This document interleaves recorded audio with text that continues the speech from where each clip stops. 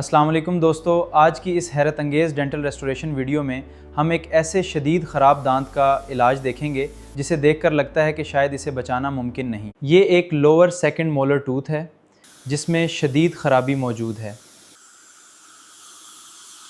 जदीद डेंटिस्ट्री से इसे महफूज किया गया। इस मुकम्मल ट्रीटमेंट में रूट कैनाल के बाद एक मजबूत ज़हरकोनकोनिया एंडोक्रोन लगाया गया।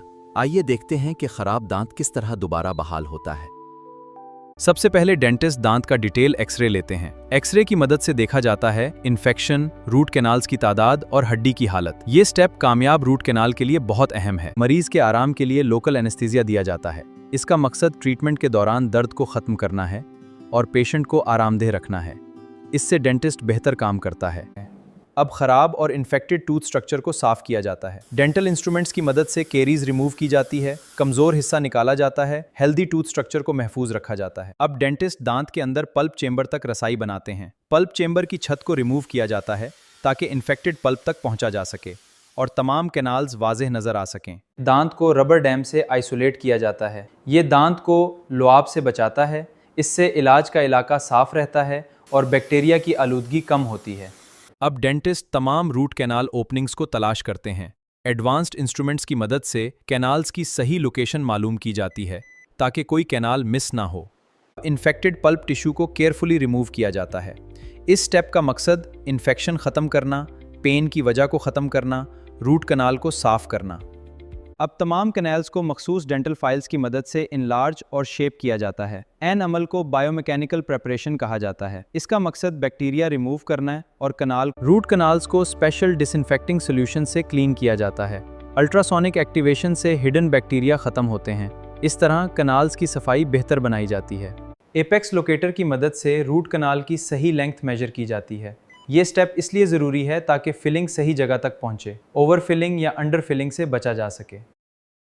क्लीनिंग के बाद कैनल्स को पेपर पॉइंट्स की मदद से मुकम्मल ड्राई किया जाता है। अब कैनल्स ऑब्चुरेशन के लिए तैयार हैं।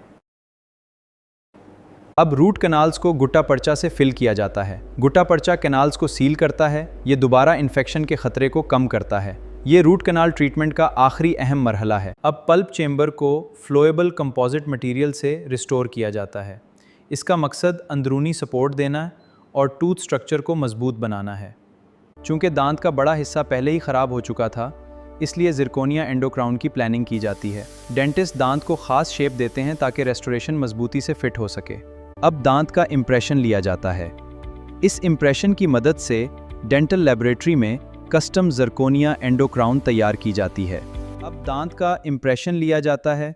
इस इम्प्रेशन की मदद से डेंटल लेबोरेटरी में कस्टम ज़िरकोनिया एंडोक्राउन तैयार की जाती है।